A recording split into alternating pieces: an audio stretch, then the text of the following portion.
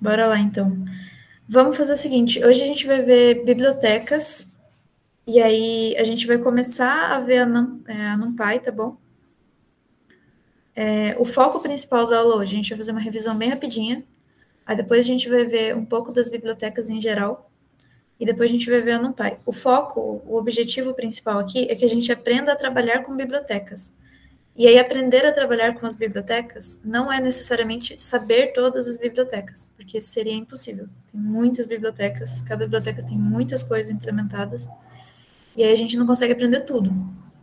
Mas, se vocês conseguirem criar alguma independência no uso das bibliotecas, aprenderem como funciona, como vocês podem sozinhos usar as bibliotecas que vocês ainda não conhecem, então vai ficar tudo bem e esse é o objetivo da aula, tá bom? Então vamos lá. Fazer uma revisão rapidinha da última aula, 20 minutinhos só, no máximo. Mas na última aula a gente viu, nas duas últimas aulas, né, a gente viu um pouco de funções e a gente viu recursividade dentro de funções. Então, sobre funções, né, vocês vão lembrar que a função era um bloquinho de código que a gente criava fora do nosso código principal, então a gente usava o def, aí criava um bloquinho de código, e ele poderia ser usado dentro do nosso código principal repetidas vezes. Então, a gente, toda vez que precisasse usar aquele bloco de código, a gente só chamava o nome da função e a gente conseguia usar em outras partes do código. E essa é a estratégia dividir para conquistar, né? Em vez de a gente ficar resolvendo o mesmo problema várias vezes, a gente quebra ele em problemas menores e a gente aplica essa mesma resolução em vários pontos do nosso código, certo? E aí, o jeito padrão de definir uma função, a gente usa essa palavra-chave aqui, def, de definir, né? Definição. Aí a gente dá um nome para a nossa função e a gente define quais são os parâmetros que ela vai ter. Os parâmetros são as informações que ela vai receber para funcionar. E aí, além da gente dar o nome do parâmetro, que eu estou dando parâmetro A e parâmetro B, a gente dá também o tipo, né? Então, string ou int, por exemplo. E aí a gente define o que essa função vai fazer, um corpo, alguma coisa que ela vai resolver ali no meio, e dá o valor de retorno. E aí, esse valor de retorno, quando a gente tiver algum valor para ele, para a gente poder usar ele no nosso código, ele tem que ser atribuído a uma variável lá dentro do nosso código, tá? Pode falar, João. Só uma coisa, duas perguntas. Tem como ter mais de dois parâmetros numa função? Pode ter um monte de parâmetros, quando você quiser. E a segunda dúvida do Daniel Yuski, que ele perguntou se é difícil criar uma biblioteca. A professora está falando mutada. Obrigada. Boa, vocês me perguntaram isso na última aula sobre criação de biblioteca, eu não soube responder muito bem, porque eu nunca criei uma biblioteca, né? Mas aí eu fui pesquisar e eu trouxe para vocês nessa aula, tá bom? Mais pra frente eu vou explicar como faz. Não vou explicar com detalhe porque não é o objetivo, mas a dificuldade está mais na implementação do que na publicação, de fato, da biblioteca, tá? Aí dentro das funções, né, a gente tem escopos de variável, então existem variáveis locais e variáveis globais. Alguém explica o que é a variável local e a variável global, por favor? A variável local é a variável que fica dentro de uma função definida com um def. E a global é a que fica para todo o código, ou seja, qualquer canto que eu chamar ela, o computador vai conseguir entender. Já a variável local ela só existe dentro da função. A partir do momento que o computador finaliza a função, ela deixa de existir.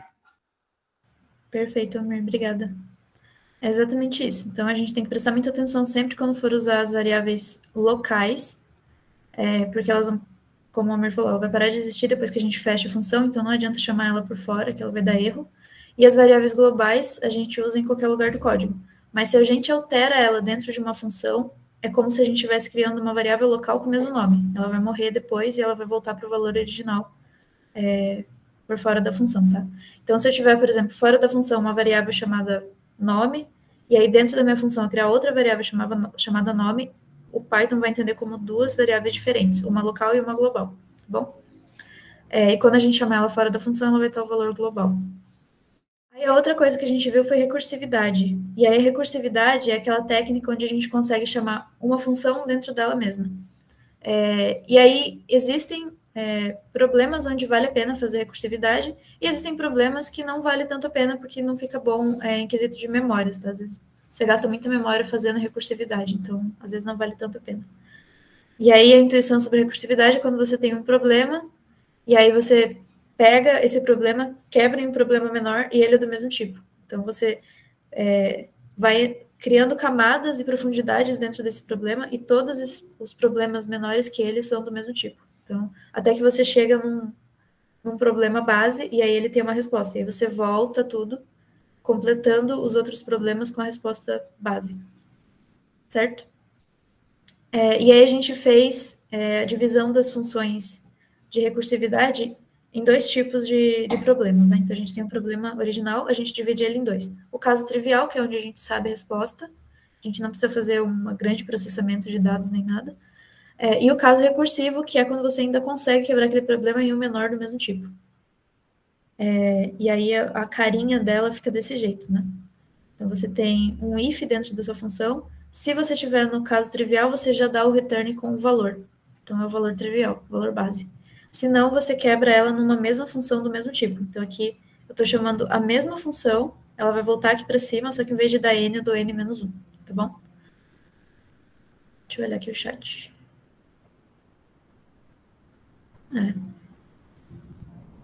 E aí a gente fez o caso do fatorial de 10, né? Então a gente tem o problema fatorial. O fatorial de 10 é 10 vezes 9 vezes 8 vezes todos os inteiros menores que 10 até o 1. A gente pode quebrar o problema do fatorial de 10 em 10 vezes o fatorial de 9. Ou seja, eu saio de um problema que é uma função de n e caio num problema que é uma função de n menos 1. E aí, óbvio que isso aqui é só uma estrutura, né? Não é a função implementada já, mas a lógica é essa. E aí a gente pode fazer isso, fazer no fatorial de 9, fatorial de 8, fatorial de 7 e assim por diante, até chegar no fatorial de 1, que a gente sabe que é 1. E aí a gente volta completando toda a lógica até a gente chegar no fatorial de 10, sem de fato calcular o fatorial de 10. Certo? Aí a função implementada ficou desse jeitinho. Alguém tem alguma dúvida em relação à função de recursividade, quando a gente usa recursividade em funções? Beleza. Professora, eu só fiquei encucado com Fibonacci. Qual seria um jeito mais eficiente de calcular os números dele? Porque eu fui tentar calcular o centésimo termo, ele ficou lá mais de 5 minutos. Não Cria uma lista com os números da Fibonacci, vai somando com o anterior até chegar no número desejado. Que bom. Tem sempre como você fazer com lista. A recursividade é uma das técnicas que existem. E aí, mais para frente, quando vocês estiverem trabalhando com algoritmos mais complexos, vocês vão, e quando vocês estiverem estudando álgebra linear também, vocês vão aprender a calcular a complexidade do seu algoritmo. Tipo, quantas operações você precisa fazer para concluir o algoritmo. Aí, esse caso de Fibonacci é um exemplo bem legal para fazer dentro do exercício de álgebra linear. Por que demora tanto a recursividade, né? Quantas operações tem que fazer? No caso daquela que eu coloquei para ele calcular o centésimo termo, ele calculou 2 a 100 operações. E aí, a gente também falou sobre, dentro da recursividade, que o computador ele tem um limite, o Python, né, por padrão, ele tem um limite de cálculo, né, ele vai só até a profundidade 1000. Então, muitas vezes é interessante a gente fazer por iteração. Então, a gente cria um for ali e a gente consegue fazer o mesmo cálculo usando uma lógica diferente.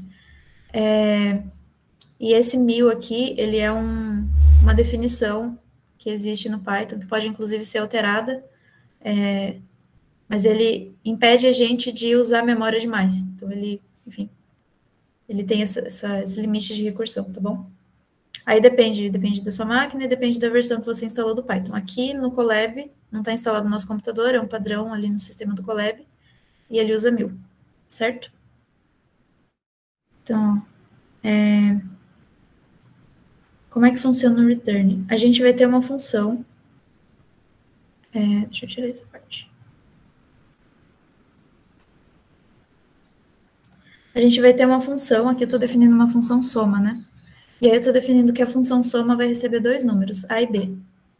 Os números que eu vou dar para o A e B, eu defino depois, eu escolho depois, certo? Eu só estou definindo que a minha função vai receber duas variáveis A e B. O valor que ela vai colocar dentro de A e o valor que ela vai colocar dentro de B, eu defino depois, certo? E aí ela recebe duas variáveis, A e B, e eu quero criar uma outra variável, essa variável resultado, ela é local, ela só existe dentro da função, que vai ser a soma de A e B. Então, eu pego esses dois valores que eu recebi aqui em cima, né? E aí eu somo os dois. Então, eu estou recebendo 2 aqui, e aí eu estou somando aqui. Esse valor resultado aqui da frente, ele é uma variável local, só que eu quero usar ele lá dentro do meu código. Então, eu quero saber quanto que vale o resultado quando for, enfim, implementar o meu código principal mesmo. Aí, o que eu posso fazer é dar o return com a variável resultado. E o que a função vai fazer é, quando eu chamar a função soma dentro do meu código, ela vai retornar o que eu colocar na frente do return. Aí, nesse caso, o valor que está dentro da variável, certo? Então, eu posso chamar a minha função aqui na frente, soma, e aí, por exemplo, 5 e 2. Aí, 5 e 2 são dois números, o A vai receber o valor 5 e o B vai receber o valor 2. E aí, ele vai vir aqui dentro, ele vai entender que o A é 5 e o B é 2, vai somar e vai dar 7. E ele vai retornar o 7, certo? Se eu pedir assim, só soma 5 e 2, ele vai retornar o 7 aqui embaixo. Se eu quiser usar esse 7 depois em alguma coisa, por algum motivo, eu posso colocar uma variável aqui atrás, por exemplo, soma total. E aí o soma total vai pegar o valor do return para ela, vai guardar esse valor do return dentro da variável.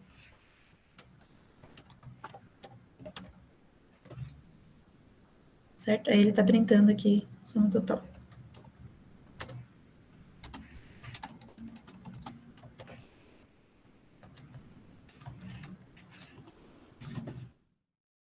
Beleza, então vamos lá.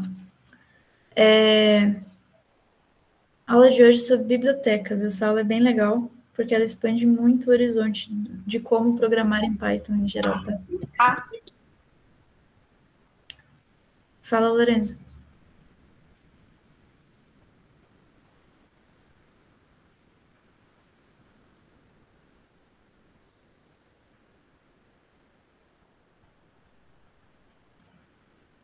Esse pessoal, ele nunca tem microfone quando eu pergunto, né?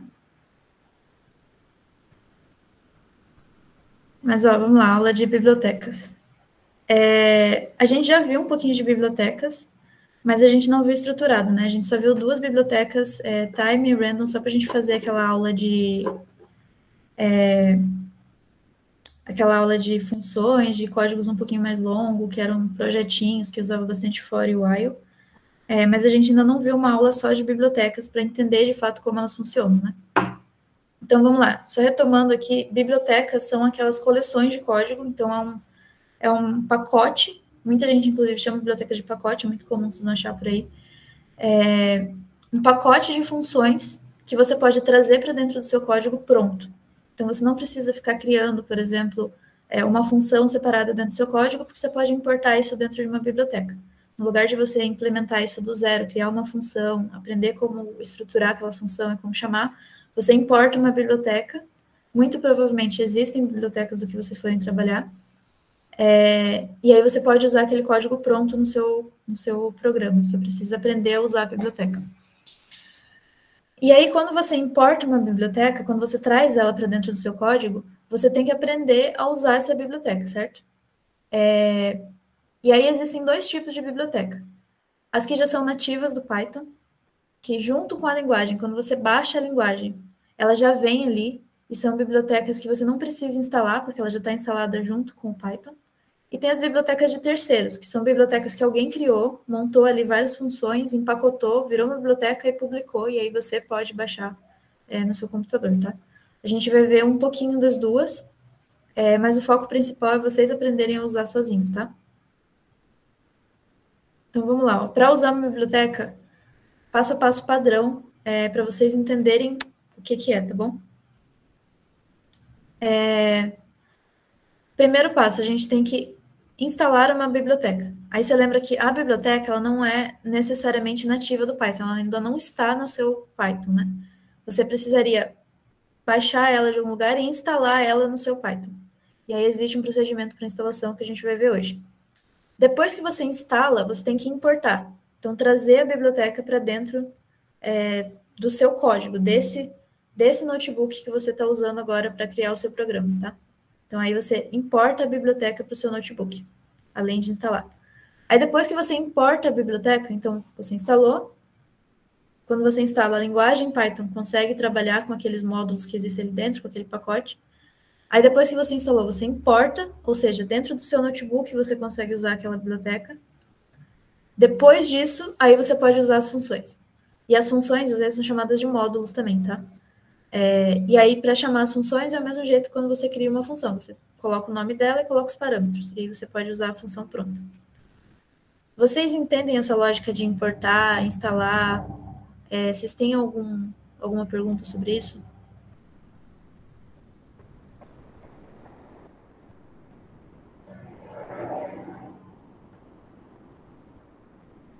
Acho que a maioria da gente está com mais sem saber a parte de instalar. Eu acho, né? Por mim, pelo menos. Valeu, Max. O que acontece? A gente instala aqui, no caso desse curso, a gente está usando só o Colab, então a gente só está usando o Python online ali no nosso navegador. Quando a gente vai usar o Python no nosso computador, a gente tem que baixar a linguagem e usar ele na nossa máquina, né? Então a gente não tem o Colab que já roda ele online. A gente instala o Python na nossa máquina, como se fosse qualquer outro programa que vocês usam. Edição de foto e vídeo, jogo, etc. Você instala na sua máquina. Quando você faz isso, algumas bibliotecas vêm junto. Então, por exemplo, o Random, que a gente usou nas últimas aulas, é uma biblioteca que já vem junto com o Python. Então, a gente só puxa ela para dentro do nosso notebook. A gente coloca lá import random e aí a gente usa ela dentro do nosso notebook normalmente. Mas nem todas as bibliotecas vêm dessa forma. Então, quando ela não vem dentro do Python, ela é chamada de biblioteca de terceiros, ela não é nativa. E aí, nesse caso, a gente precisa instalar ela separadamente. Então, a gente já tem algumas que estão faltando. A gente vem e instala junto para o Python conseguir rodar ela. E como a pessoa faz para encontrar essas bibliotecas e baixar? Boa pergunta. Vamos ver isso hoje também. Aí, para conhecer as bibliotecas e as funcionalidades dela, existem o que a gente chama de documentação. Isso, tipo um módulo do Minecraft. Exato. É uma atualização ali para deixar ele mais robusto, né? E aí existem as documentações das bibliotecas. O que são as documentações? As pessoas que criam as bibliotecas, a comunidade de Python, quando cria alguma coisa, existe o bom hábito, né, a boa prática de documentar tudo isso. Então, você tem ali um documento que explica o que é cada função que existe dentro da sua biblioteca, como ela funciona, quais são os parâmetros, como cuidar dos parâmetros, trabalhar com os parâmetros. E aí você pode encontrar essa documentação e ler a documentação para aprender a trabalhar com ela. Mas eu não sei qual que é a biblioteca que faz X coisas, XPTO que eu quero fazer. Aí existem esqueci o nome, os gerenciadores de bibliotecas, que são sites que explicam para vocês quais são as bibliotecas que existem, quais já estão publicadas, como vocês podem encontrar elas e as documentações. Bibliotecas que são mais comuns da gente usar. E aí essas que são mais comuns são as que a gente acaba usando mais na nossa vida de programadores. E aí que eu acho que vocês também vão usar mais na vida de vocês como programadores, tá? E aí hoje, a ideia da aula hoje é a gente conhecer quais são essas mais comuns, tá bom? Então a gente vai passar por todas as... Enfim, não todas, mas as famosinhas, que o pessoal usa mais, para vocês pelo menos saberem o que elas são, qual é o nome e o que elas fazem. Bom, e aí depois vocês aprenderem os módulos, entender como que funcionam elas, fica a cargo de vocês e da lista da semana, tá bom? Então vamos lá, 2 tipos de bibliotecas, bibliotecas nativas e as bibliotecas de terceiros. Bibliotecas nativas, primeiro. São essas que já vêm instaladas com o Python, então se você instala o Python no seu computador ou está usando o Colab, ela já está instalada. E aí você não precisa ter todo o trabalho de instalar ela no seu computador. Aí, nesse caso, como ela já está instalada, a gente já pula para a etapa 2 e utiliza o import para importar ela para o nosso notebook. Aí, o que é importante, gente? A gente fez o uso da biblioteca Time na primeira metade do curso e alguns de vocês usaram o Time na prova também. Colocaram ali um time para dar entre um e outro, entre uma resposta e outra do computador para o usuário, vocês colocaram um time de... um time-lapse ali, né? Um time de sleep, para ele demorar um pouquinho para responder. Quando você importa uma biblioteca para dentro do seu notebook, ou seja, de todo o seu arquivo Python, você não precisa importar ela em uma célula e depois na outra célula de novo. Quando você importa ela uma vez, ela já está em todo o seu notebook, tá? Então, você não precisa, por exemplo, aqui eu estou dando Estou importando 2 vezes, mas é um exemplo de formas de importar. Mas se eu importei ela nessa célula aqui e rodei essa célula, a de baixo já está com a biblioteca dentro, entendeu? Não preciso ficar fazendo isso em várias células. Beleza, então aqui eu estou importando uma biblioteca, estou usando o comando import, que é essa palavra-chave para importar, e o nome da biblioteca. Aí o nome da biblioteca eu pesquiso lá na biblioteca, entendo como que ela funciona e importo ela para cá. Essa é uma biblioteca que já vem com Python, já é nativa, então não precisa instalar. Só dei o import nela. E aí eu estou chamando essa biblioteca de math, né? Que é o nome da biblioteca. Quando eu vou chamar alguma função dela, então nesse caso aqui, raiz quadrada de 100 que eu estou tentando calcular, antes do nome da função eu tenho que colocar math, ponto, e aí o nome da função. Que aí eu estou chamando uma função que pertence à biblioteca. Então, o nome da biblioteca primeiro, depois o nome da função, e aí eu trabalho na função normalmente, tá? E aí aqui ele calcula a raiz quadrada de 100 e responde 10, certo? Qual que é a outra forma de importar uma biblioteca? Colocando um nome para ela. Eu não quero toda vez que eu quiser calcular alguma coisa, eu ter que escrever math, que é uma palavra curta, mas existem bibliotecas com nomes maiores. E aí eu uso esse comando aqui, s, para mudar o nome da biblioteca dentro desse notebook. Não é no meu Python inteiro, é dentro desse notebook. Se eu quiser criar um outro arquivo para essa aula, é a aula 11, se eu quiser na aula 12 chamar math de matemática, eu posso também. Aí eu uso math as matemática, certo? Então, esse aqui é para eu renomear uma biblioteca para dentro do meu código, do meu notebook. E aí, mesma coisa, só que agora com o nome novo, eu coloco m.sqrt e calculo a resposta dessa raiz quadrada. E aí, outra coisa que a gente pode fazer também é importar de dentro da biblioteca só a função que eu quero usar. E aí, dentro dessa biblioteca math, vocês viram que tem a biblioteca e eu consegui usar uma função de dentro dela, certo? Então, estou usando ali função raiz quadrada. Eu posso querer só importar a função, e aí, nesse caso, eu não me importo com o resto do que tem ali dentro dessa biblioteca. Então, essa biblioteca math aqui, a gente vai conhecer ela. Ela é uma biblioteca que tem um monte de função matemática. Dá pra gente usar ela para fazer um monte de coisa. Só que, no caso, eu só estou me importando em usar a raiz quadrada e o seno. Aí eu posso usar direto esse from math, né? From math, que é o nome da minha biblioteca. Então, de dentro da math, importe o raiz quadrada e o seno. Então, de dentro da minha biblioteca, eu quero importar só essas funções, certo?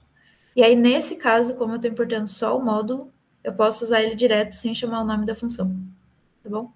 E aí, aqui eu chamo o raiz quadrada de 25 e ele dá 5. Certo? Alguém tem alguma dúvida sobre importar bibliotecas?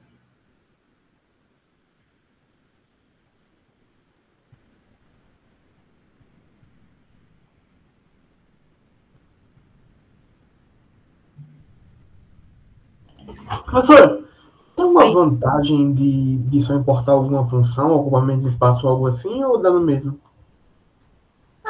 Assim, sim, mas dá na mesma no fim das contas. Tipo, ocupa menos e é mais fácil de você chamar ao longo do código também, né? Você chama ele direto, como se fosse uma função sua. Fala, Vang. Às vezes demora menos. Desculpa, Vani, mas às vezes, dependendo da biblioteca, demora menos tempo para importar. Essas bibliotecas aqui, elas são já instaladas e é mais fácil de importar elas. Importar, instalar e tal. Se for uma biblioteca muito longa e muito pesada, ela demora para você instalar e importar um pouquinho só. Não demora muito, mas demora um pouquinho. Então, se você importa só uns módulos, é mais rápido, talvez. Pode falar, Vani, desculpa. Professora, eu falei com a senhora um tempo atrás sobre uma biblioteca que ela colocava cores na saída do terminal. Então, eu só posso instalar a biblioteca quando eu estiver no PyCharm. Eu não posso instalar no Colab. Tem como usar no VS Code também. Qualquer um que tenha terminal, eu acho. Isso. Eu acho que é esse que é o negócio. É porque aqui no Colab, a gente optou por usar Colab porque é uma interface mais amigável, assim. Você consegue separar por células e tal. Quando você está usando no seu computador, e acho que nas matérias mais avançadas vocês vão usar na máquina de vocês, aí vocês vão trabalhar com um código inteiro, sem as células, né? Você escreve um código grande e trabalha com arquivos, como se as células fossem os arquivos. Não é bem assim, mas paralelo a isso. aí eu acho que essa biblioteca vai funcionar. Aqui no Colab ela não funciona, não. Professora, outra pergunta também. Tem alguma biblioteca que ela, por exemplo, faz gráficos, assim, tipo, como se fosse um desenho Tem, no nosso código? tem. Ô, professora, onde é que eu acho todas as bibliotecas possíveis, assim? Tem algum formulário? O Tem, vamos lá, Python, então. expandir. Acho que no site do Python, mas se você quiser saber uma biblioteca para cada coisa, você pode ir pesquisando mesmo. Assim, o jeito que a gente mais costuma usar, para ser sincera, é, mano, lançar no Google ou dentro de algum fórum importante, assim, que seja considerável. E aí você coloca a biblioteca para tal coisa. Qual é a biblioteca que eu posso usar para fazer tal coisa? Ou no próprio inteligência artificial você consegue usar também. Só que a gente vai ver as bibliotecas mais usuais. Aí você já vai saber a maioria delas que você vai precisar nesse primeiro momento. Mas, se você quiser ir por um outro caminho que também existe, que é o mais formal, assim, diria, não sei se é essa palavra exatamente, existem os gerenciadores de pacotes, que são lugares onde as pessoas armazenam todas as bibliotecas com suas documentações e explicam como usar. Aí, nesse lugar, tem muita biblioteca. Aí você pode ir abrindo as bibliotecas e aprendendo como elas usam, como elas funcionam, né? Ó, vamos lá. Quais são as principais bibliotecas nativas? Algumas a gente já viu. Então, por exemplo, DateTime. Essa DateTime aqui é aquela biblioteca que a gente fez, que é muito parecida com a Time. A gente já importou ela para dentro do nosso código uma vez. A Time, ela se relaciona com diferenças de tempo, né? Então, a gente pode dar um time sleep, por exemplo, para o computador esperar alguns segundos antes de fazer alguma coisa. A gente pode medir tempo com essa biblioteca. Já a DateTime é aquela biblioteca que a gente consegue pegar uma data e formatar ela. Então, por exemplo, 2024, 6, 4... Não, estaria em formato dos Estados Unidos, né? Então, seria 2024, dia 4 do mês 6, o horário, os segundos e os microsegundos no DateTime. E aí a gente consegue dar uma formatadinha nela, colocar primeiro o dia, depois o mês, depois o ano, enfim, consegue trabalhar com isso. E ela é um pouco diferente da DateTime, é mais usual, porque a gente geralmente precisa trabalhar com formatos de data, e ela cria um objeto, como se fosse uma variável, em formato de data. Então, a gente pode trabalhar com cada parte da data separadamente. A Time, ela já é mais sobre tempos, né? Espaços de tempo, tipo, percorrer alguns segundos, algum minuto, fazer uma diferença entre dois tempos, enfim. São essas duas bibliotecas principais nativas para a gente trabalhar com tempo e com manipulação de datas. Aí a gente tem a Math, que é essa que a gente viu aqui em cima, que é essa biblioteca que tem funções de matemática bem legais, praticamente uma calculadora, assim, dá para fazer tudo com ela. E aí, mais tarde, a gente vai ver também a NumPy, que é uma biblioteca bem legal para quem trabalha com computação mais científica, assim, aí que eu quero dizer computação científica. Computação para pesquisa de graduação, mestrado, doutorado, que você precisa trabalhar com dados de uma maneira mais exigente, assim, mais científica mesmo. E a biblioteca Random, que a gente já viu também, que é a biblioteca que tem geração de números aleatórios, né? Aleatórios / pseudo-aleatórios, porque ela se baseia no tempo do computador, não é bem aleatório. E aí a gente tem também um módulo de random dentro da NumPy. Então, a NumPy é uma biblioteca de terceiros que ela veio e que ajudou muito quem trabalhava já com Math com random, porque ela faz meio que as mesmas coisas de uma maneira mais eficiente e mais matemática, tá? Depois a gente vai ver um pouco sobre a NumPy mais aprofundado. Mas, por enquanto, essas bibliotecas todas a gente já viu. São 4 bibliotecas nativas. Aí, o que é o ponto legal aqui? Vocês ficarem familiarizados com essas bibliotecas. São 4 bibliotecas que a gente já viu, já fez exemplo em aula. Alguns de vocês já usaram na prova o negócio do time sleep. Alguns de vocês já usaram random também em várias listas. Então, ficar confortável com essas bibliotecas, aprender como é que funciona, pelo menos os módulos mais básicos delas. Tipo, editar tempo com o DateTime, como é que faz o time sleep com a biblioteca Time, quais são as funções mais básicas da Math, então fazer a raiz quadrada, fazer uma exponenciação, fazer um cálculo de logaritmo, essas coisas. E a random, que a gente já usou várias vezes. Então, o randint, o random de 0 a 1, enfim. Essas coisas. São as coisas que vocês deveriam estar confortáveis, tá? E aí tem tempo para isso, essa semana vai ter exercício sobre isso, mas são as bibliotecas mais básicas. Aí outras, tem essas duas bibliotecas aqui. Essa OS, ela interage com o seu sistema operacional, e aí o seu sistema operacional aí, para a grande maioria das pessoas, o Windows. E aí o que você consegue fazer com ela?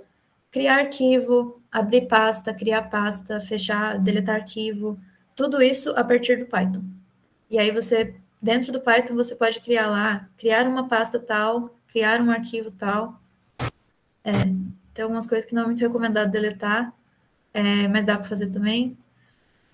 E tem essa biblioteca sys aqui, que é de sistema, ela edita o seu Python. E aí, o que eu quero dizer com isso? Ela não é bem editar o Python, mas ela dá uma configurada no Python que está rodando na sua máquina.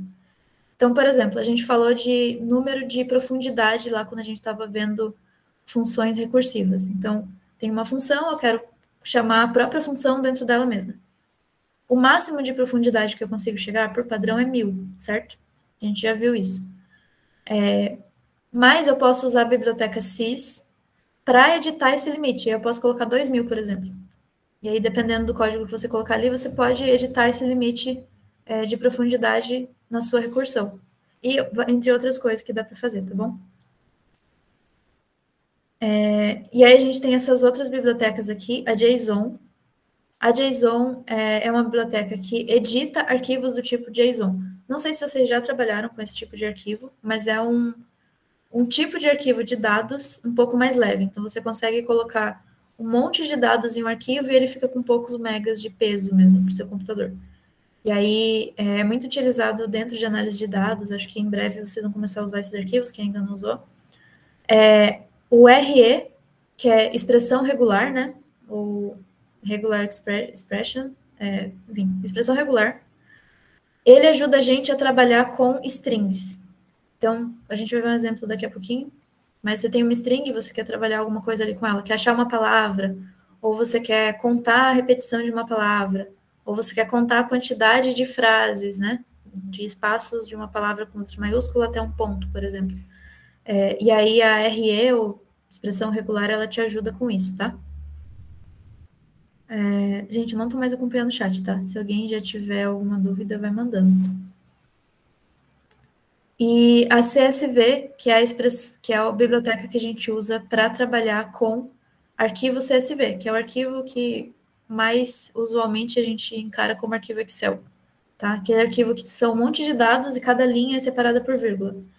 Então, eu tenho, sei lá, a primeira linha tem 8 palavras, todas elas separadas por vírgula, a segunda linha, 8 palavras, todas separadas por vírgula, e aí, no fim, isso você consegue interpretar como uma tabela, por exemplo. CSV também é um outro, para quem trabalha com dados, também é um outro tipo de arquivo que a gente acaba usando bastante, porque ele também é leve. Ele é interpretado como texto, mas, na verdade, ele é um arquivo de tabela, por exemplo. Aí a gente tem essa outra aqui, o urllib, que ela fornece funções para trabalhar com URL. Então, você pode, por exemplo, dentro dessa biblioteca, colocar um site e baixar alguma coisa desse site, dentro do Python. Então, você usa o Python para fazer um scraping de algum lugar da internet, certo? Todas essas bibliotecas aqui são bibliotecas que expandem muito tudo que vocês já sabem fazer com Python. Não cria variável nova, tudo aqui é variável dos tipos que vocês já conhecem, então é string, ou é número, ou é dicionário, ou é lista. Mas ela expande o que você consegue fazer com esse tipo de variável, tá? E aí, eu acho que aqui é um bom começo para trabalhar com biblioteca. Abrir as documentações dessas bibliotecas, aprender como elas funcionam, pegar uns vídeos, tentar fazer alguma coisa do que vocês já fizeram nas listas, só que usando essas bibliotecas agora. E se vocês quiserem ver outras bibliotecas nativas, tem essa documentação aqui do Python. Vou até abrir aqui para vocês. Essa aqui é a documentação do site do Python mesmo, que explica quais são as bibliotecas padrões em Python. Então, aqui embaixo vocês vão encontrar essas bibliotecas que eu falei e mais algumas.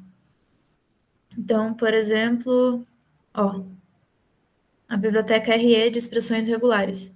E aí, você clicando aqui, você vai conhecer todos os módulos dessa biblioteca, né? Então, aqui embaixo, ele explica, né? Então, ele tem textinho explicando como é que funciona, o que é uma expressão regular, o que é um texto, o que entra, o que não entra.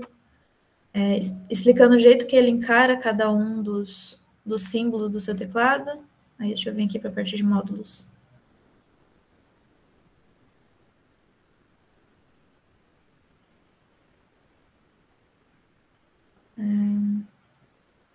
Aqui, ó, tem as funções da sua biblioteca. Então, ele vai explicar todas as funções que existem dentro da biblioteca RE, certo? Vamos ver aqui uma. Aqui tem a função search, por exemplo. Então, ele vai percorrer a string procurando o primeiro local onde o padrão, e aí você dá um padrão aqui como parâmetro, aparece, né? Produz uma correspondência e retorna um match, que é uma outra coisa aqui embaixo que ele vai explicar o que é. E retorna none, que é uma variável vazia, se nenhuma das posições da string corresponde ao padrão, certo? Então, ele vai percorrer a sua string e vai encontrar o que você colocou ali para ele procurar. Search é procura, né? Vai procurar alguma coisa, vai encontrar e ele vai te retornar onde está essa coisa que ele encontrou. Uma das funções do RE. Aí tem outras funções, um monte de funções. Tem a split, que é o que a gente já viu também aplicado a strings direto. Enfim, várias outras. Aí tem a de substituição também, ó. O padrão que você está procurando, o que você quer substituir e onde você vai aplicar isso, né? Enfim, é isso. Bom? Alguém tem alguma dúvida de como usa a biblioteca? Como encontrar essa biblioteca, como aprender a usar, o que alguma dessas bibliotecas faz? Professora, a senhora pode repetir a parte de onde encontrar, porque minha internet caiu e só voltou agora há pouco. Boa. Essas bibliotecas que são nativas, a gente vai usar o site do Python mesmo, a documentação do próprio Python. Por quê? Porque ela vem junto com o Python. Então, o Python já disponibiliza ali no site dele, que é docs.python, né? Toda a documentação do próprio Python e das bibliotecas nativas. Então, aqui, ó, aqui é onde eu estava mostrando a documentação da expressão regular para vocês. É no site do Python, tá vendo? Então, aqui é o Python Brasil mesmo, vocês podem entrar, vocês vão achar toda a documentação das bibliotecas nativas, que são as bibliotecas que vêm junto, tá bom? Aí, o que é a biblioteca, o jeito que ela funciona, regras dela, e quais são as funções, vocês acham dentro da documentação. Além da documentação, muito importante, Python é uma linguagem muito ativa, todo mundo gosta muito dessa linguagem, todo mundo que trabalha com dados, que trabalha de entrada, assim, na linguagem de entrada, super utilizada. Então, a comunidade de Python é muito ativa.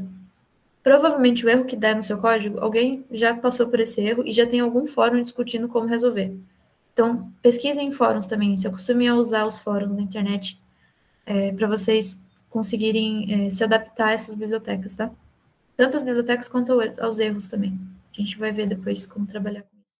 Essas são as bibliotecas nativas. Aí vamos ver alguns exemplos delas. Alguns exemplos que a gente até já viu, na verdade.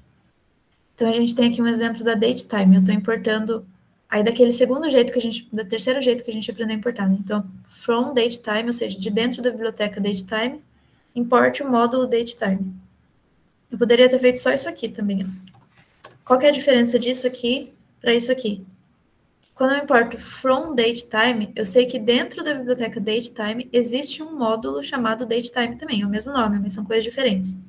Aqui eu estou importando o módulo de dentro da biblioteca e aqui eu estou importando a biblioteca toda, tá? Então, vem junto outros módulos além do que eu estava importando antes.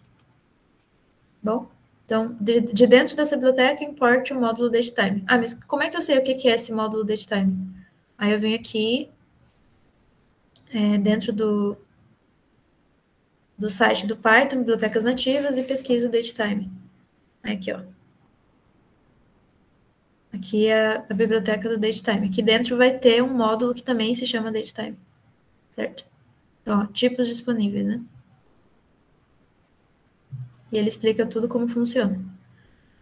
Certo? Essas coisas vocês vão pegando jeito conforme vão usando mesmo, por isso vocês têm que praticar bastante. Aí, outras coisas que a gente já fez também com essa biblioteca. Aqui eu tô pegando a hora atual, vocês já viram a gente fazendo isso na aula de projetinhos.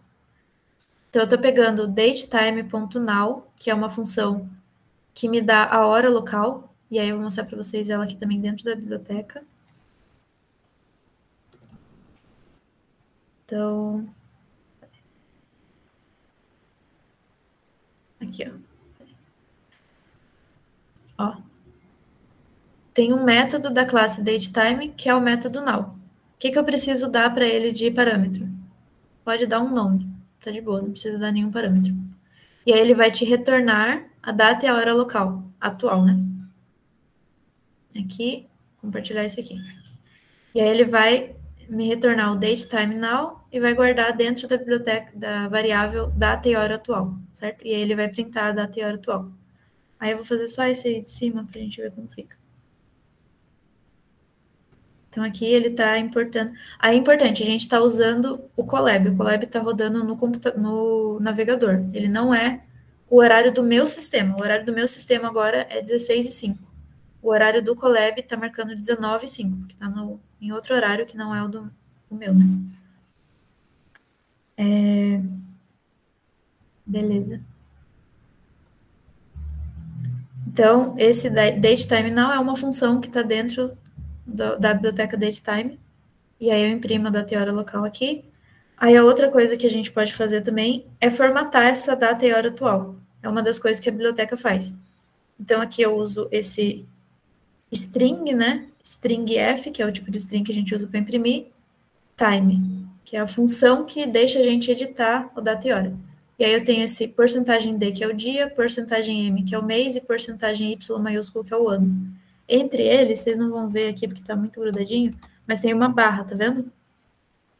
E aí o que eu estou fazendo é acessando cada uma das partes da minha variável data hora atual. Então, isso aqui corresponde ao Y maiúsculo, isso aqui, que é o 6, corresponde ao M, e esse 4 corresponde ao D. E aí eu estou formatando esse data hora atual para esse formato aqui. Primeiro dia, depois uma barra, depois um mês, depois uma barra, depois um Y, que é o ano. E aí guardando dentro de data formatada, tá bom?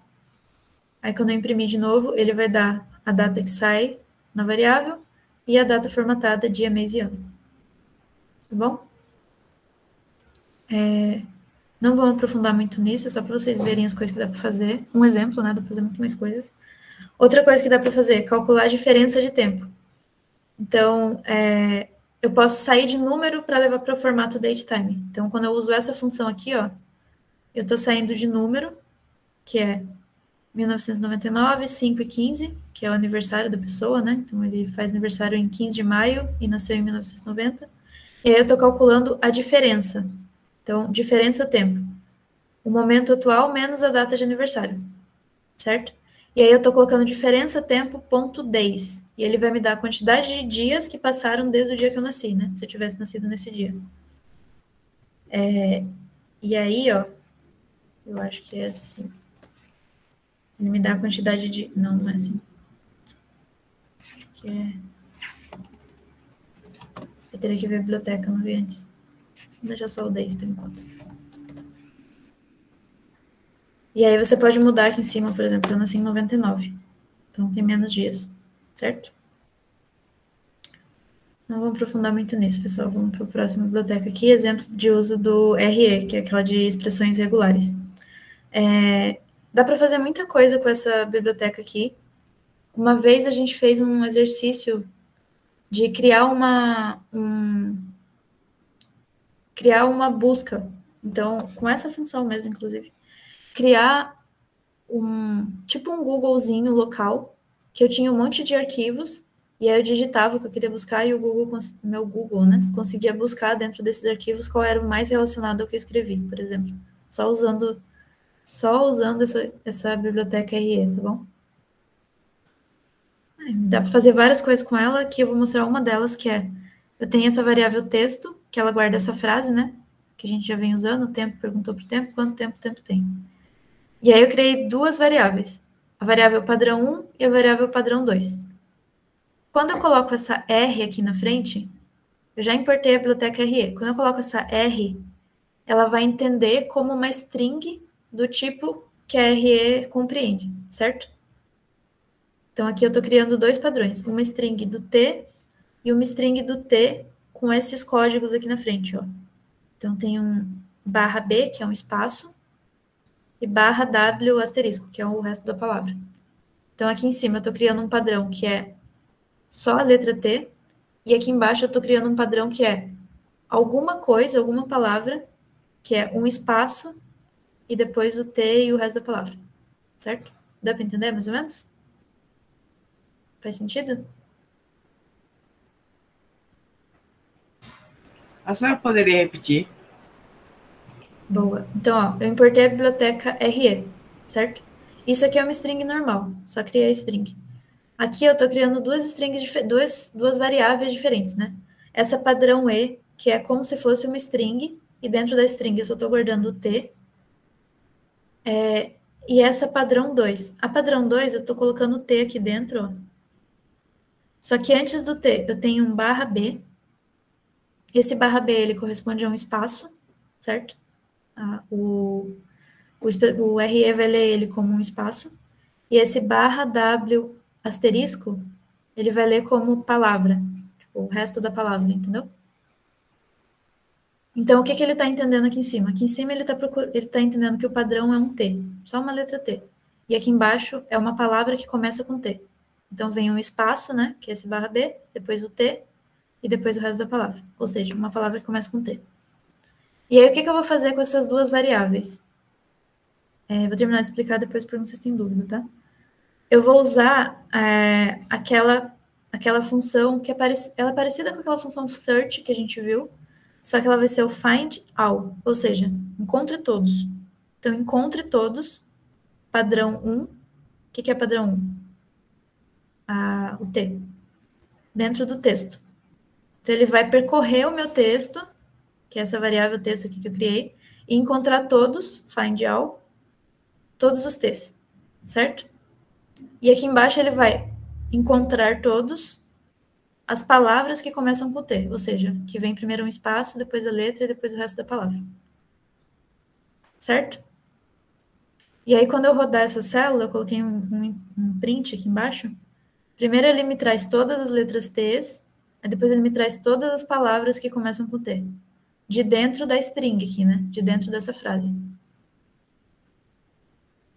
Aí, por exemplo, eu vou criar uma trampolim, teto e tatu. Aí ele trouxe de novo todas as palavras que começam com T, de dentro do meu texto. Certo?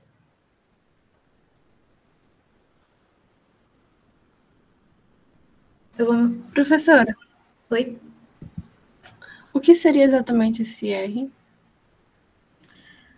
O R é o jeito que você se refere a um objeto do RE.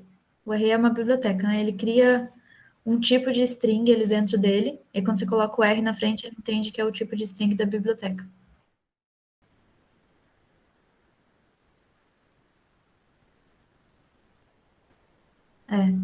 Por isso que não podia usar bibliotecas na lista até agora, mas a partir de hoje já pode, tá? Menos na lista que já foi, na lista a partir de hoje.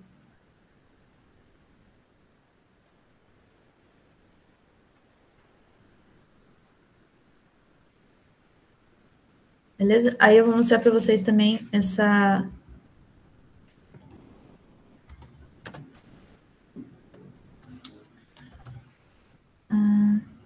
Peraí.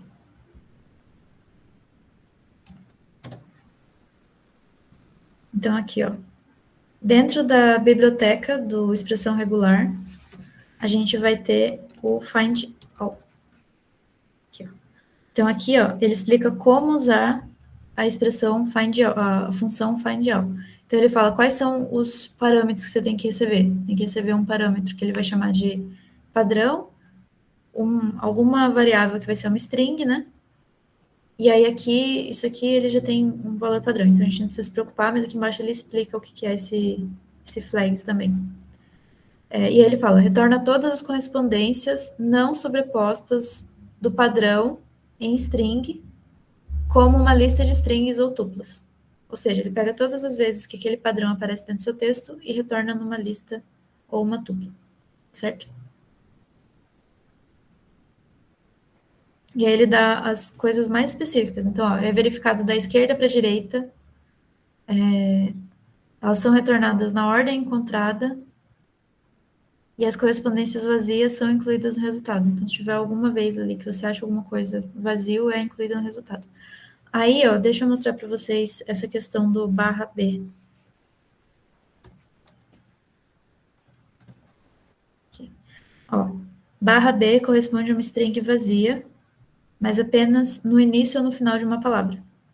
Então, aqueles códigos que ficaram ali ao redor do meu T, quando eu estava procurando a palavra que começa com T, ele explica aqui dentro também o que significa. Então, /B, aí provavelmente aqui para baixo vai ter um /N também, que vocês já usam, mas, enfim. Você não poderia, por favor, sobre o /T, porque a internet acabou de cair aqui. Já falou /T, aí a internet parou. Aí voltou só quase agora. Boa. Ó, é o /B, na verdade. B de bola. Aqui no nosso código, a gente estava usando /B, depois um T, e depois um /W. Opa. Depois um /W asterisco, né? O que isso significa? Eu estou falando para vocês que significa um espaço, depois uma palavra que começa com T. Mas como é que eu sei disso? Porque está escrito na biblioteca aqui, na documentação da biblioteca, que o /B corresponde a uma string vazia apenas no início ou no final de uma palavra. Certo? Então, a palavra, aqui ele até explica, ó, a palavra é definida como uma sequência de caracteres de palavras, ou seja, /B é definido como a fronteira entre o caractere anterior e a palavra. Esse /W aqui é o resto da palavra, né? É algum caractere que existe, que não é um caractere vazio, não é um espaço. E ele vai explicando para você como é que funciona. Então, isso significa que expressão regular, né? O Rzinho, /B, AT, /B, corresponde a AT, sozinho, certo? Mas isso também corresponde a AT ponto, AT entre parênteses, enfim. Enfim, são muitos detalhes, mas essas coisas, quando vocês forem tentando usar, vocês vão acabar aprendendo, tá bom?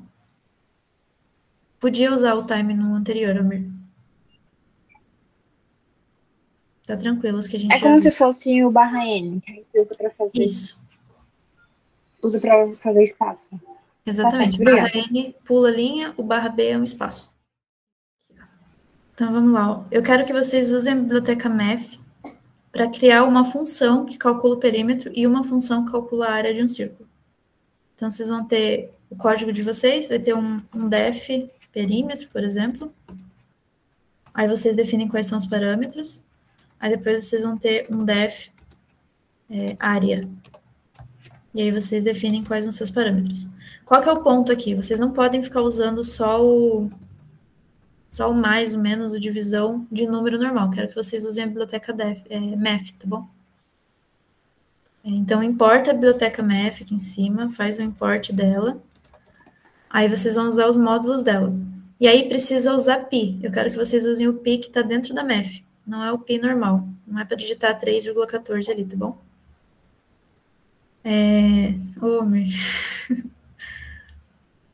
E aí vocês criam essas duas funções e aí vocês pedem para o usuário digitar o raio e aí calcula essas duas coisas, tá bom? Então, como importa o pi? Como é que usa o pi de dentro da math? Vocês vão ter que olhar lá na documentação ou pesquisar em algum lugar. Não vou falar para vocês, porque o objetivo da aula não é vocês saberem como usar a biblioteca math, é vocês saberem como achar essas coisas na internet, tá bom? Vai, Vang. Professora, é só para importar o pi ou tem que importar outra coisa da biblioteca? Não, vocês importam a biblioteca toda. Aí eu quero que vocês descubram como usar o pi de dentro da biblioteca math. Assim, mas assim, a adição, a subtração, a divisão pode ser normal. Do jeito que a gente estava fazendo aqui em cima, né? Desse jeito. Tá certo. Yeah. Bom? Não? Beleza. Então, importou o math. Aí, você está pegando o input aqui do usuário, transformando em float e chamando de R, né? Que seria o raio. Aí, você definiu as duas funções aqui. O perímetro, que vai fazer o 2 vezes mathpi, e esse aqui é o módulo de Python, que é o número pi, vezes o R. E aí aqui é uma coisa importante, gente. Quando a gente vai usar o pi, geralmente a gente aproxima o valor, né? A gente usa 3,14. Quando a gente faz uma coisa mais, tentando ser mais exata, 2,1415, e coloca mais casas. E aí o mathpi, ele já traz o valor do pi bem... com bastante casas, então a gente não precisa ficar digitando as casas. E aí isso é uma das facilidades, né? Então aqui certinho, e aí vezes o raio. Aí aqui vai dar o perímetro, e para a área a mesma coisa, mathpi vezes raio elevado a 2, né? Beleza, então você está usando o elevado para fazer usando 2 asteriscos, né, para elevar a 2, colocar ao quadrado, e está retornando na mesma linha já do return. Então, sua função quase não tem corpo, né? Ela já vem direto no return. Tá ótimo. E aí, imprime o perímetro e a área. Então, se eu der um raio 1, boa, perímetro é 2π e a área é π. Tá ótimo. Alguém não conseguiu importar o π? Alguém não conseguiu usar o π do math ou importar o math? Na lista vai ter exercícios que vão precisar de funções, e eu não vou ensinar a usar essas funções, vocês vão ter que usar a biblioteca, vocês vão ter que usar ou documentação ou pesquisar em algum fórum como que usa, tá bom? E isso faz vocês criarem independência também na linguagem, né? Hoje vocês já conhecem toda a base do Python, vocês já sabem todas as variáveis, já sabem fazer estrutura de repetição, estrutura de condicional. Então, você já tem independência suficiente para ir buscar essas bibliotecas, tá? Então, daqui para frente é só aprender a usar essas bibliotecas e cada vez mais em projetos mais complexos, tá bom? Então, quase toda a base, João. Vocês já sabem a primeira parte do curso, né? Toda a base simples, né? Daqui para frente é mais reforçar as coisas mais complexas e aprender as bibliotecas, eu acho. Dá para fazer muitos projetos legais. Aí, o que eu recomendo? Primeiro, aprende as bibliotecas nativas, depois vai para as bibliotecas que a gente vai apresentar aqui como mais avançadas. A gente vai ver nesse curso 2 bibliotecas principais, aprofunda nessas 2 que vocês vão precisar mais no NES. Aí depois vocês vão fazer joguinho, fazer web scraping, fazer um monte de coisa que vocês gostarem mais. Vamos lá, pessoal. Bibliotecas de terceiro, então. Libs de terceiros. Essas são as bibliotecas que não vêm junto com o Python, e aí você precisa instalar. E aí alguém tinha perguntado como é que faz para instalar, né, as bibliotecas. Tem vários jeitos de instalar, o que a gente vai ver aqui é o pip, que é essa parte aqui, ó, pip. O pip, ele é um gerenciador de pacotes, um gerenciador de biblioteca, certo? E aí ele tem as bibliotecas lá dentro do site do pip, ele ensina as documentações e tudo mais, mas o que ele faz é instalar a biblioteca dentro do sua linguagem, certo? Então, aquelas bibliotecas que não vêm junto com a linguagem, você tem que puxar de fora e colocar como um complemento, tá bom? E aí o pip é uma ferramenta que você consegue fazer essa instalação. Como que a gente usa ele? Tem vários jeitos, né? Uma das formas de usar é dessa forma aqui, ó, pip install. Então, pip, que é a ferramenta, e o install, que é o comando de instalação. E aí você dá o nome da biblioteca. Pip install NumPy, pip install pandas, por exemplo. E aí a gente vai ver quais são algumas dessas bibliotecas que dá para instalar desse jeito, tá? E aí, instalando uma biblioteca com atenção à versão, que tem uma outra forma de instalar, que é quando você faz assim, ó. Aqui seria a parte normal, né? Pip install, só essa parte aqui da frente. Só que nem sempre você vai conseguir instalar só dessa forma aqui. Aí tem algumas outras formas de instalar, por exemplo, usando o "-m". E esse "-m" aqui, o que ele faz é, se o problema que estiver dando ali na sua instalação for por versão, ou seja, a sua biblioteca está para uma versão antiga do Python e você está com uma versão mais nova, geralmente esse caso não dá problema, mas se a sua biblioteca está para uma versão mais nova e você está com uma versão antiga, pode ser que dê algum problema ali de instalação por causa das versões diferentes. E aí, esse "m" aqui, ele garante que você vai instalar a versão certa da biblioteca para a versão certa do Python, tá bom?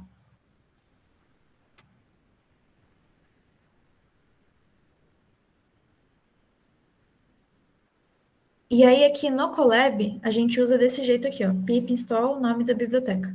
Aí, lembrando que no Colab você não está instalando nada no seu computador, é tudo no online, então a gente faz desse jeitinho. Vamos tentar fazer aqui, por exemplo, ó, uma biblioteca que a gente vai ver nesse curso. Pip install NumPy, certo? E aí, essa é uma das bibliotecas que a gente vai ver um pouquinho dela hoje, inclusive. Aqui eu estou tentando instalar o NumPy. Nesse caso aqui, vai dar erro. Por que não vai dar erro, né? Ele vai rodar e não vai instalar nada. Porque o NumPy já vem instalado no Colab, tá bom? Colab, além de ele vir, só o Colab, não o Python que você tem no seu computador. Se você baixar o Python no seu computador, ele não vai vir com o NumPy. No Colab ele já vem, porque o Colab, ele já vem com algumas bibliotecas pré-instaladas, tá bom? E aí, quando eu rodo aqui, ó, ele está tentando baixar. E tudo que ele está tentando baixar tá vindo já satisfeito. Então, é como se ele já tivesse baixado tudo isso. Ele vai te avisando, ó. Esse pacote já está satisfeito, né? Já está baixado. E ele fala qual que é a versão do NumPy e onde que está. Beleza. Como é que a gente faz para aprender as bibliotecas que não são nativas, né? Que não estão lá naquele site do Python? Aí tem algumas formas. Esse PYPI aqui, que é o Python Package Index, ele é um repositório de bibliotecas. É o lugar onde as pessoas que criam as bibliotecas deixam as suas bibliotecas. Então, você cria um monte de função, empacota isso como biblioteca, e aí no site ele te ensina a empacotar como uma biblioteca, e você pode deixar disponível num repositório. E aí, estando disponível, outras pessoas podem usar a sua biblioteca também. Todo esse passo a passo ele é mostrado nesse site aqui. Vou mostrar para vocês o site. Boa. Apareceu. Então, esse site aqui, eu deixei o link para vocês. Eu acho que eu deixei o link no Colab, senão eu coloco depois. É um dos gerenciadores que a gente tem de pacotes. Então, você pode usar esse site para enviar também a sua biblioteca, certo? Ele é um repositório de pacotes. Então, você cria o seu pacote e você pode deixar ele disponível aqui dentro. Como que cria o pacote? O próprio site te ensina uma das formas de criar. Você vem aqui enviando pacotes, né? E aí ele te ensina o passo a passo, tá bom?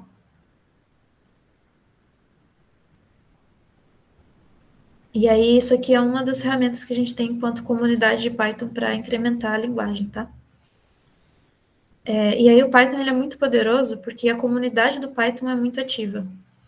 Então, a comunidade do Python está sempre criando pacotes novos, criando bibliotecas novas, tem fóruns muito ativos, então se tiver algum erro comum, provavelmente vai estar no fórum. Se não tiver, você pode abrir, e aí você vai ser respondido. Enfim, e essa é uma das vantagens de usar essas linguagens mais populares, certo? Beleza. Quais são as bibliotecas de terceiro que são mais interessantes aqui pra gente? Tem várias, tá? Tem muita biblioteca.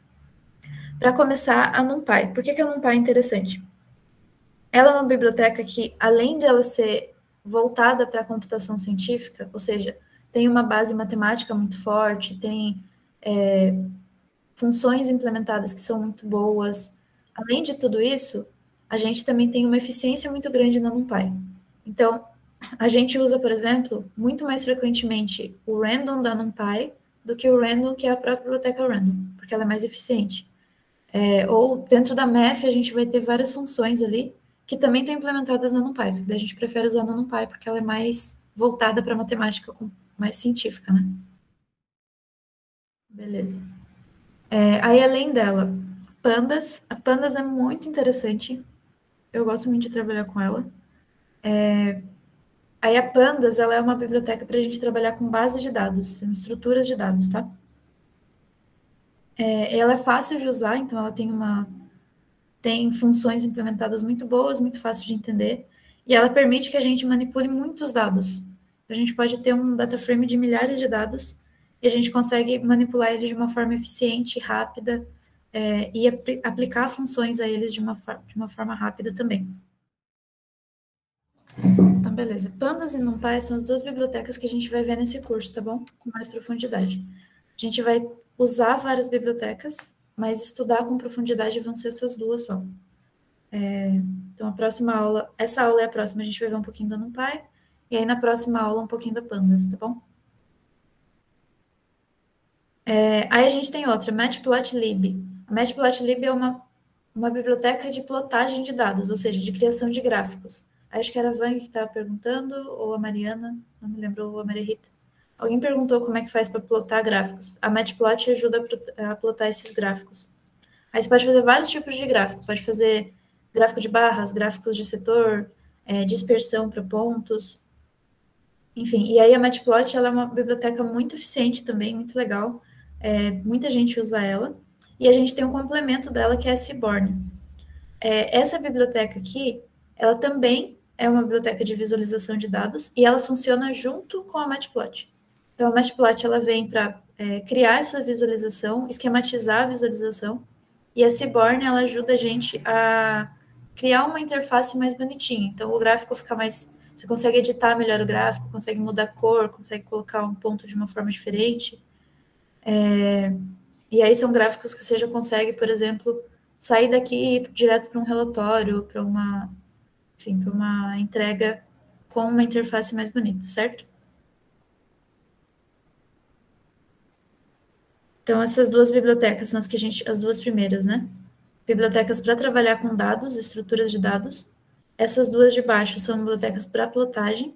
E aí, aqui embaixo, a gente vai ver as bibliotecas para ciência, para inteligência artificial, enfim, e aprendizado de máquina. A Scikit é uma biblioteca muito legal de entrada para aprendizado de máquina. Para vocês que querem começar a aprender como fazer aprendizado supervisionado, não supervisionado, como é que vocês conseguem fazer tarefas de classificação, regressão. Scikit é muito legal e fácil de mexer. Então, vocês já conseguem, principalmente depois que vocês aprenderem pandas, Scikit e o Pandas são meio duplinhas, assim. Então, já dá para usar a Scikit bem legal. E fica bem bonito. TensorFlow também, uma outra biblioteca bem boa. A TensorFlow é bem famosa porque ela é do Google. Então, ela é uma biblioteca bem amplamente divulgada, assim. E ela trabalha com redes neurais. Então, acho que é uma das bibliotecas mais famosas, se não a mais famosa para trabalhar com redes neurais, tá? O pessoal usa isso em todos os lugares, assim. Aí tem a Keras e tem a SciPy.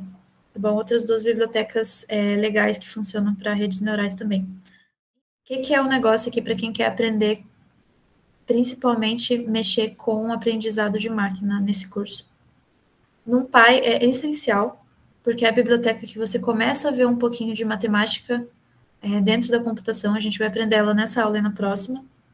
Pandas é uma biblioteca também super essencial para você trabalhar com dados, porque ela te permite manipular muitos dados de uma vez só. E quando a gente está falando sobre aprendizado de máquina, a gente não está falando de poucos dados, tem que ser muitos, um volume muito grande para você conseguir fazer algum treinamento bom. Essas duas aqui também são super, super boas para plotagem, e a Scikit, tá bom? Para quem está começando, eu acho que essas 5 aqui de cima são as melhores, certo?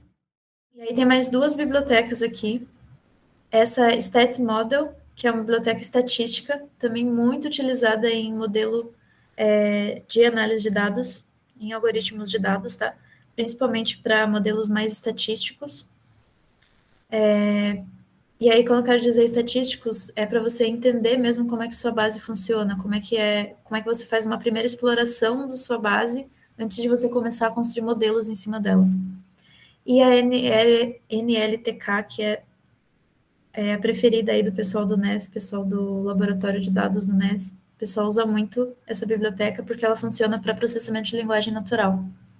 Então, quem trabalha com NLP usa bastante ela também. Beleza. Vamos ver alguns exemplos aqui, então. Então, primeiro um exemplo do Matplotlib. Aqui a gente está importando, né, e colocando o nome dele de PLT, de plot. Então, eu estou criando dois dados aqui, o dado de anos, de 21, 22, 23, 24, e de valores. Os valores, considerem que é a quantidade de alunos do NES ao longo dos anos. Aí o Matplotlib, ele tem vários módulos, e você usa muitos módulos para conseguir plotar um gráfico.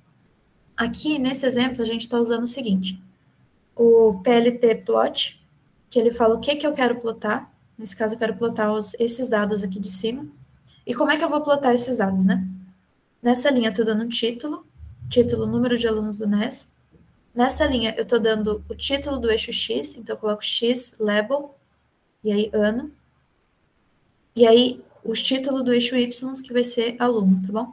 Então, eu quero um gráfico que seja no eixo X, os anos que eu vou percorrer, então 2021, 2022, 2023, 2024, e no eixo Y eu quero quantidade de alunos, certo?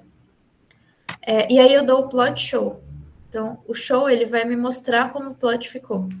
Aí, quando eu der Enter nessa célula, ele vai plotar o gráfico para mim, ó.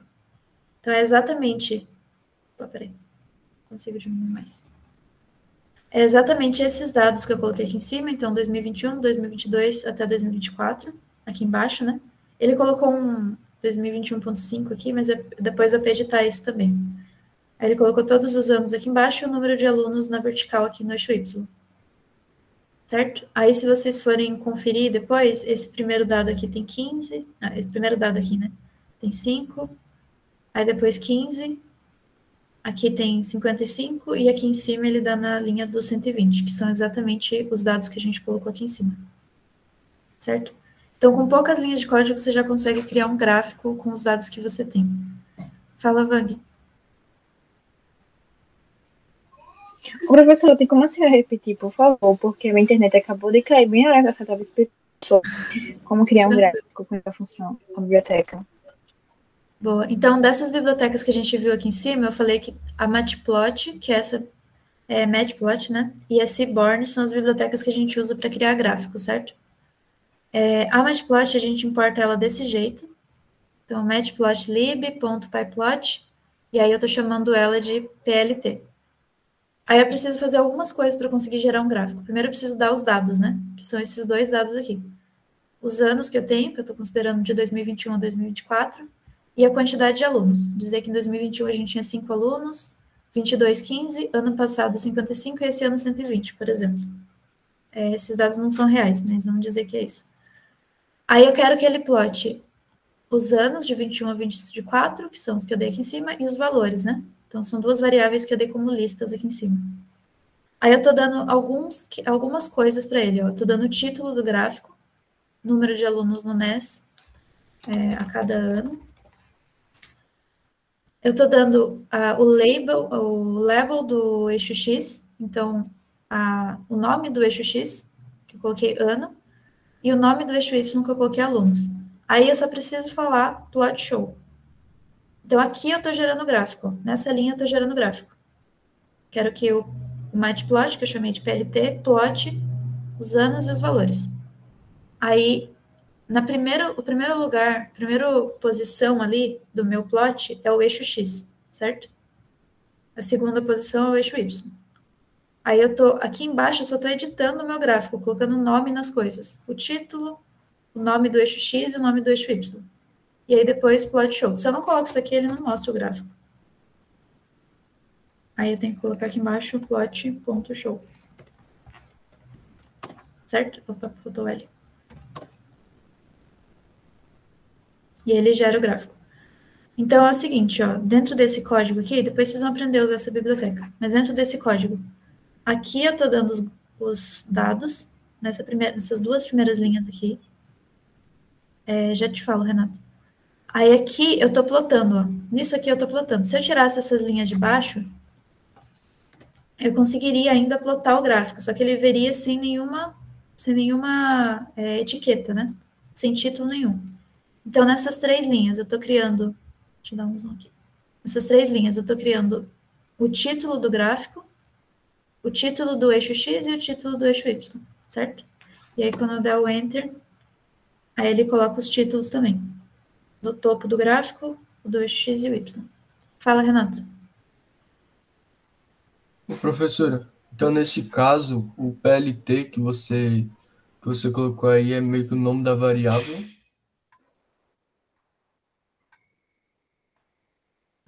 Então, o PLT é o jeito que eu estou chamando a minha biblioteca. Então, eu estou importando a Matplot. Eu importo ela desse jeito, só que eu não quero ficar usando esse nome matplotlib, pyplot toda hora. Então, eu chamo ela de PLT.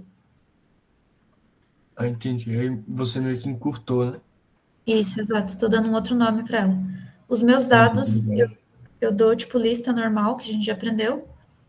Isso daqui é uma função do matplot. Então, lá dentro do matplot existe uma função de plotagem. O que eu estou falando para ele é, dentro da biblioteca matplot existe uma função de plotagem. Eu quero que você plote esses dados aqui, anos no eixo X e valores no eixo Y. Aí aqui para baixo, eu estou editando, né, colocando os títulos, e aqui eu só estou pedindo para ele me mostrar o gráfico que ele criou. Fala, Vang. Ô, professora, mas a senhora já pré-instalou a biblioteca no Colab, não foi? Isso, Já instalou, essa é uma quer das dizer, a bibliotecas. Isso, ela já vem instalada. No seu computador, se você estivesse usando o Python no seu computador, você teria que instalar. No Colab, algumas já vêm instaladas. Essa daqui é uma das que já vem instaladas. Aí só precisa importar. Senão você teria que dar o pip install. Aí você faz assim, ó. Pip install. Aí põe esse nome aqui na frente. Entendeu? 2 L's. Sim, deu pra Só entender, que professora. Obrigada. Boa. Aí no Colab já vem instalado, então só precisa importar. Bom. Aí, gente, tinha falado para vocês que o Seaborn, que é essa outra biblioteca aqui, ela serve para a gente deixar os gráficos do Matplotlib mais bonitinhos, né? Melhora a interface. E a gente fala que ele deixa os gráficos do Matplotlib com uma interface mais alto nível, assim. Porque esse gráfico aqui, ele é ótimo, ele é um gráfico muito bom, mas ele fica meio feinho, né? E a gente pode usar o Seaborn. Então, a gente instala ele, né, com o pip install. Nesse caso do Colab, ele já vem pré-instalado, então a gente pode só importar ele. Aí eu chamo ele de SNS, aí eu já vou falar sobre esses nomes pequenos aqui que a gente usa, tá? Mas estou chamando ele de SNS. O código tá igual, a única parte que eu adicionei foi essa parte aqui, ó. 3 linhas do Seaborn. O que ele está fazendo? Nessa primeira linha, ele está definindo um estilo para o gráfico. Esses estilos, eles já vêm definidos dentro da biblioteca, então existem vários estilos. Aqui eu estou usando esse estilo White Grid, que a grade de trás fica branca. E aí eu estou colocando um line plot, que é um tipo de plot do Seaborn. Então, mesma coisa aqui, eu tirei de dentro do plot o anos e os valores e coloquei dentro do line plot aqui, ó, x igual a anos, y igual a valores. E aí eu estou usando essa parte aqui que chama marker, falando que o marker vai ser um O. E aí o O é um jeito de chamar o marcador de bolinhas, tá bom? Opa. E aí o resto é tudo igual. Tô dando o plot aqui embaixo para ele criar o gráfico, mudando o título do x e mudando o título do eixo y e pedindo para ele mostrar. E aí ele fica mais bonitinho, ó. Nesse caso não dá para ver tanta diferença. Mas ele criou as bolinhas onde tem os dados e a cor ficou um pouquinho diferente também. Aí eu vou mostrar aqui em cima como estava antes. Ele mudou um pouquinho a fonte também. Mudou a grade de trás. Não, tá bem parecida a grade de trás. E mudou os pontinhos, né? Que mais que dá para fazer com o Seaborn? Mudar a cor de gráfico. Mudar a grossura da linha ali. Dá para você colocar, por exemplo, quando você está fazendo gráfico de dispersão, que você coloca os pontinhos, onde tem mais pontinhos, colocar uma cor mais forte, onde tem menos pontinhos, colocar uma cor mais fraca, por exemplo. Enfim, várias coisas que dá para você fazer com a interface do gráfico usando o Seaborn, tá bom? Fala, Vang. Ô, professora, sobre isso, a gente mesmo que regula, né? Se a gente quer, por exemplo, uma fonte assim, ou a própria função que ela vai definir isso, sozinha, por ela mesma. Como? Desculpa? A gente pode, por exemplo, eu quero a cor do gráfico nessa cor, eu quero a fonte do gráfico nessa fonte. Eu que Exato. coloco ou é a própria função que faz? É a própria função que faz, mas você pode escolher. Tá certo. Aí quando eu escolho, eu só coloco entre parênteses como eu quero? Na verdade, a cor do gráfico que você vai usar, ela é um atributo, é um parâmetro da sua função line plot. Deixa eu... Nessa linha aqui, a gente especifica o jeito que a gente quer o gráfico, tá? Tem outras coisas que você pode chamar como SNS, você pode colocar mais uma linha dentro do seu gráfico, você pode dar um outro line plot aqui embaixo, então line plot, aí aqui embaixo você coloca uma outra característica ali, aí seria uma outra linha junto com aquela linha que você já colocou no seu gráfico. Ou dentro do seu line plot você pode colocar o comando color, eu acho que é esse comando, não me lembro muito bem. Deixa eu ver aqui.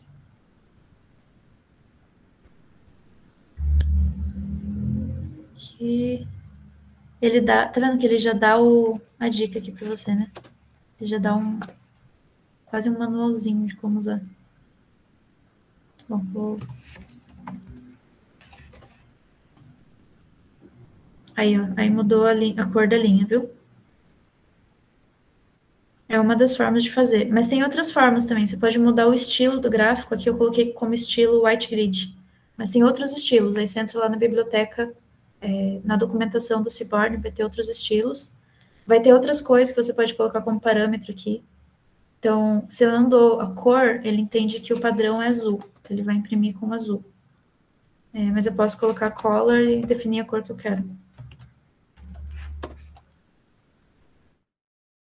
Professora, como que seria uma lista de bibliotecas, se tiver? Como assim?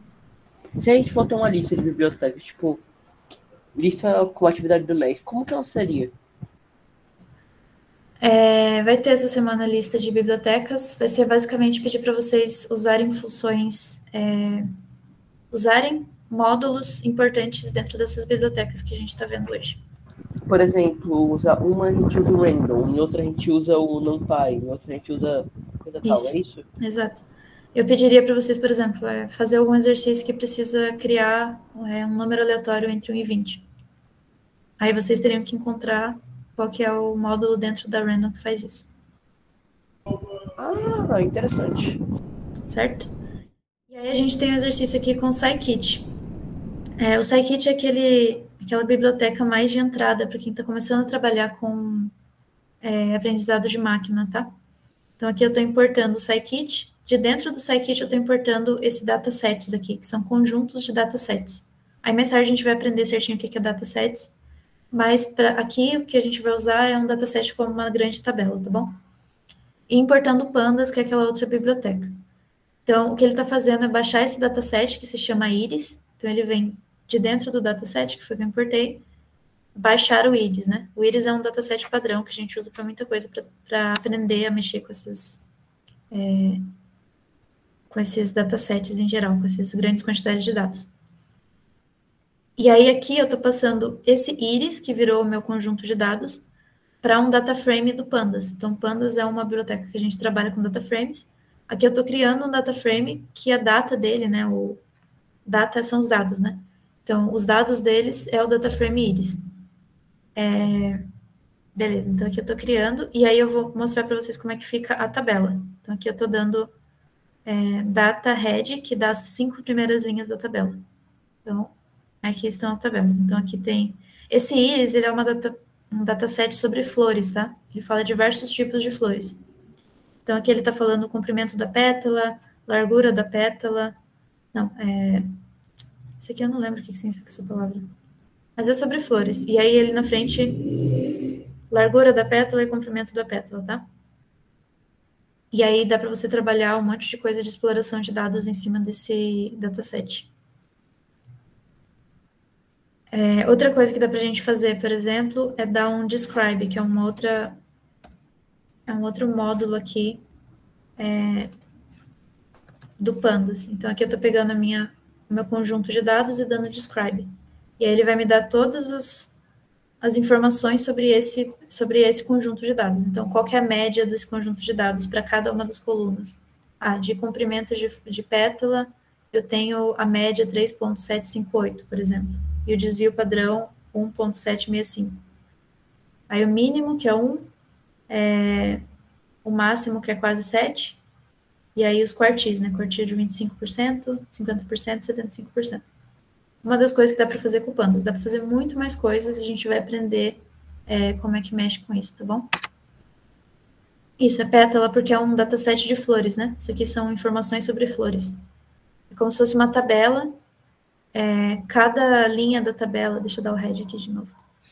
Cada linha dessa tabela que a gente está baixando é uma flor, e aí aqui ele tem informações sobre as flores, né? Sobre tamanhos.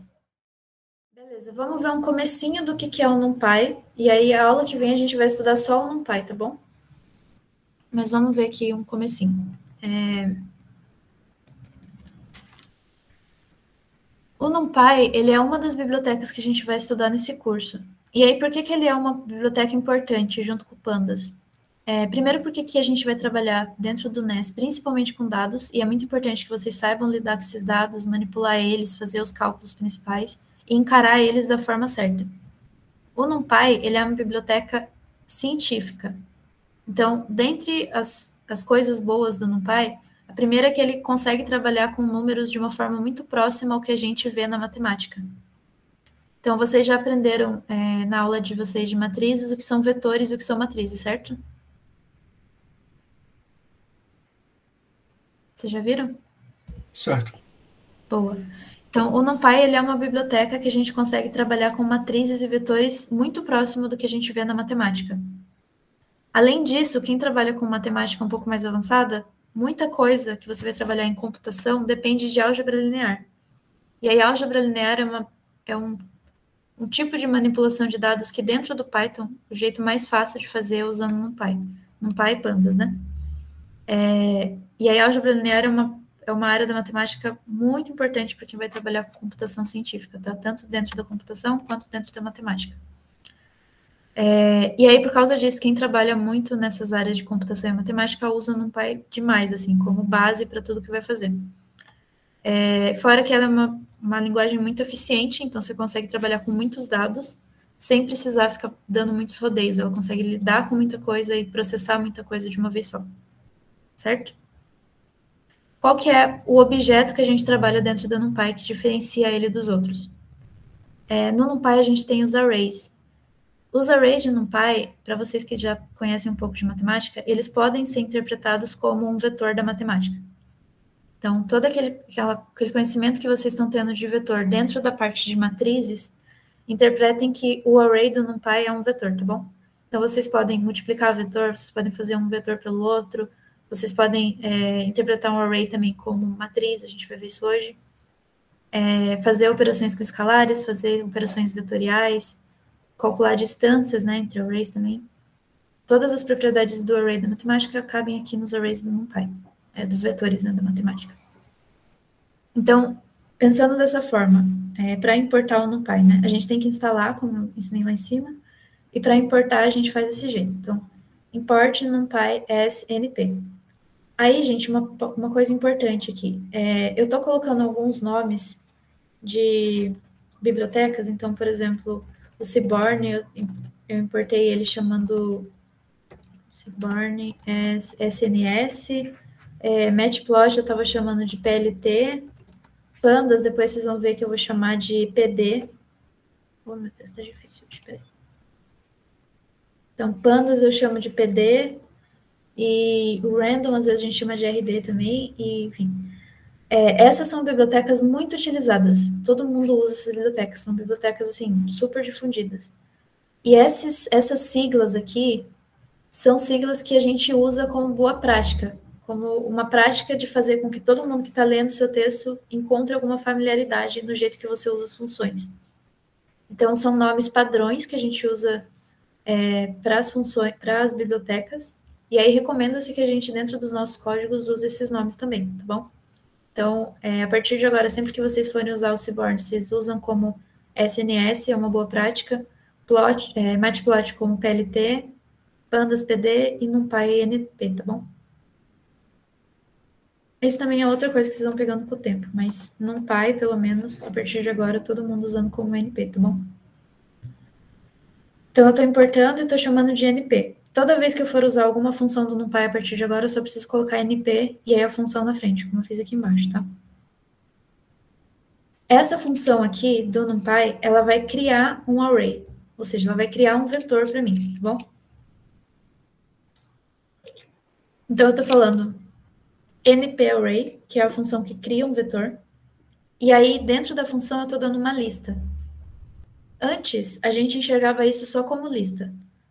Dentro do NumPy, ele é muito parecido com lista em comportamento, exceto que ele se comporta, dentro das operações matemáticas que a gente vai aplicar na lista, ele se comporta como um vetor, tá bom? Então, aqui eu só estou criando um vetor do NumPy, colocando dentro desse meu array aqui. E aí eu estou chamando, por exemplo, para exemplificar, o meu array número 1. E aí, essa é a posição 0, né? Então, a posição 1, ele vai me retornar o número 1. certo? Até aqui é muito parecido com lista. Para multiplicar por escalares, então multiplicar por 2, por exemplo. Mesma coisa que lista, então ele vai multiplicar o primeiro número, que é o 0, vai retornar 0, 2 vezes 1 vai retornar 2, 2 vezes 2 retorna 4, etc. 2 vezes 5 retorna 10. E ele me retorna um outro array, só que daí multiplicado pelo escalar, da mesma forma que um vetor. Dividido por 2 também, mesma coisa. Então, 0 dividido por 2, ele retorna 0. 1 dividido por 2, ele retorna meio, e assim por diante, até chegar no 5, que ele retorna 2,5. Diferente das listas, a gente não consegue ter um vetor de tipos diferentes. Então, se eu tentar criar um array aqui... Tá, oh meu Deus. Se eu tentar criar um array, então... array distinto, por exemplo. Eu vou tentar criar um np.array. E aí, aqui dentro do minha tentativa, eu vou colocar uma lista que vai ter um número e uma palavra, por exemplo. Ok, não era para ter dado certo.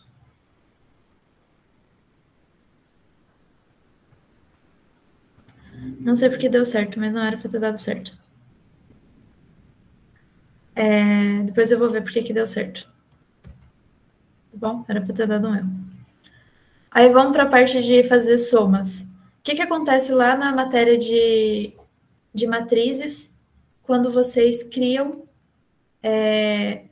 um vetor e somam um número escalar no seu vetor?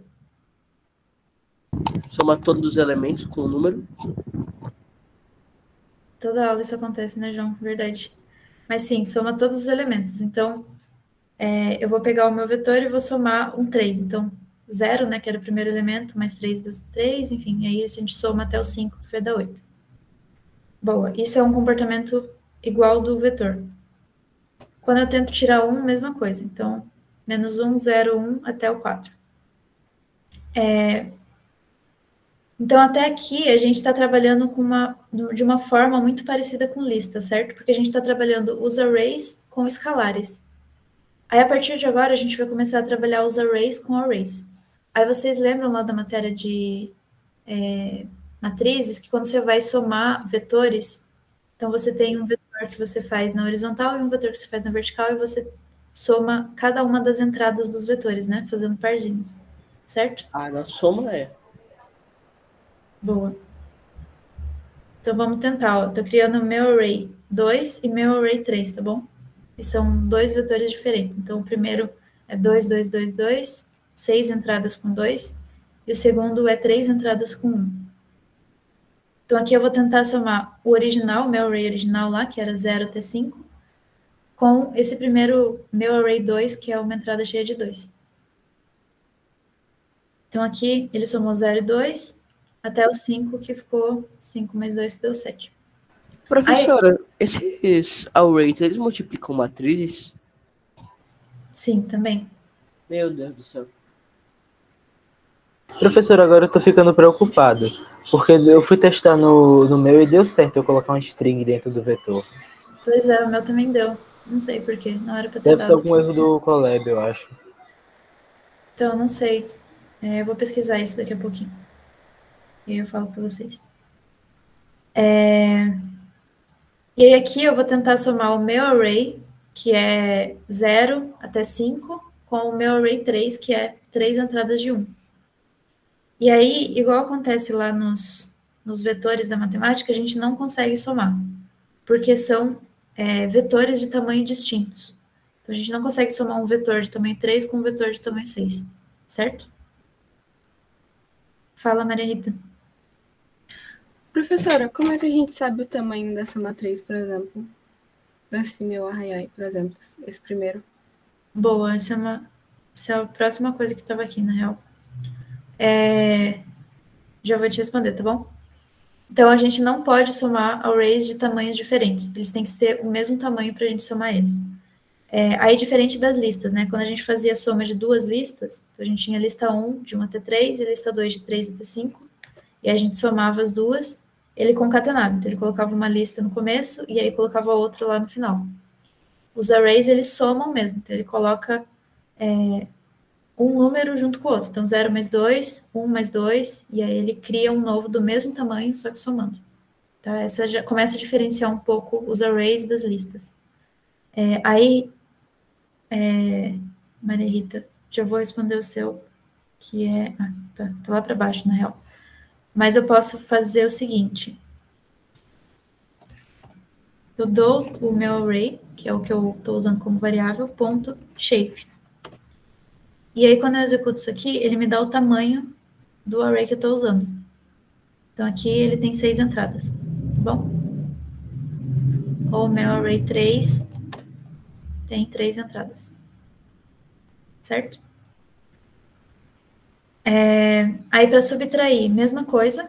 Ele não vai tirar nada, ele só vai realmente fazer as operações com cada uma das entradas do vetor, igual na matemática.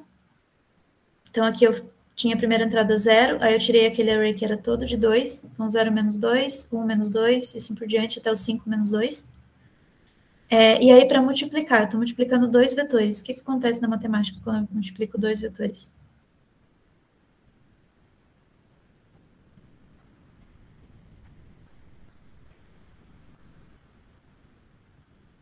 Pode repetir a pergunta? O que acontece lá na matemática quando a gente multiplica 2 vetores? Ah, tá. Tem o negócio produto de matrizes, que tem que ser linha por coluna. É um negócio bem chatinho. Isso, Opa, rodei a célula errada. Aqui ele vai multiplicar cada uma das entradas dos vetores, tá? Então, ele vai pegar 0 vezes 2, 1 vezes 2, 2 vezes 2, e assim por diante até o 10. Então, para cada entrada desse array, ele aplica o valor correspondente no outro array. Certo? Mesma coisa para divisão, então, né? Então, ele faz 0 dividido por 2, 1 dividido por 2, até o 5 dividido por 2. Certo? E aí, lá na matemática, depende da posição, né? Se fosse dependendo da posição que você coloca seus vetores, ele fica um resultado diferente também.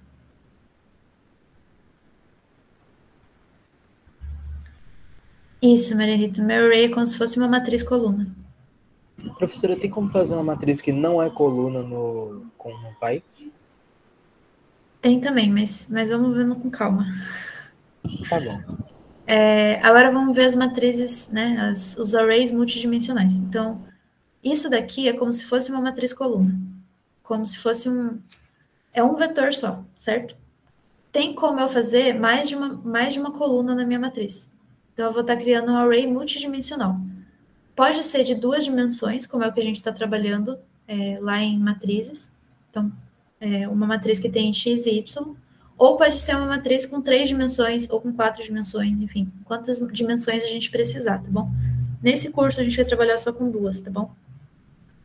Então, a gente pode ter 2 ou mais dimensões. E aí, esses arrays específicos de 2 ou mais dimensões são os que a gente mais vai usar, na verdade. Principalmente quando a gente for quando a gente for trabalhar com aprendizado de máquina. Para visualização de dados, o de 2 dimensões é ótimo, tá bom? E aí a gente consegue, dessa forma, representar uma matriz, por exemplo, que é o que vocês estão vendo lá na matéria de matrizes, né? E aí, como é que eu faço isso? Eu coloco o NP Array, e aí eu coloco uma lista de listas, que nem a gente estava vendo lá numas 2 aulas atrás. Como é que funciona uma lista de listas? É uma lista que em cada entrada dela eu tenho uma outra lista. E aí, o que acontece? Se eu faço essa lista de listas, eu vou fazer separado aqui para vocês verem a diferença de visualização. Se eu faço essa lista de lista aqui, chamo de lista matriz.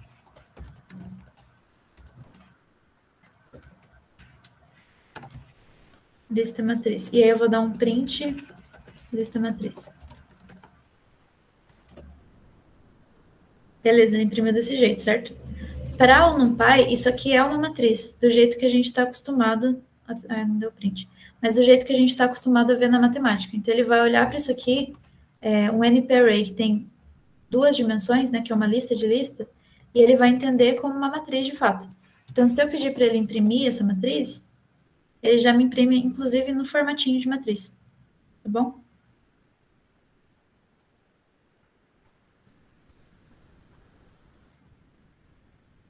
Alguém tem alguma dúvida em relação ao que são os arrays, como é que a gente trabalha com eles?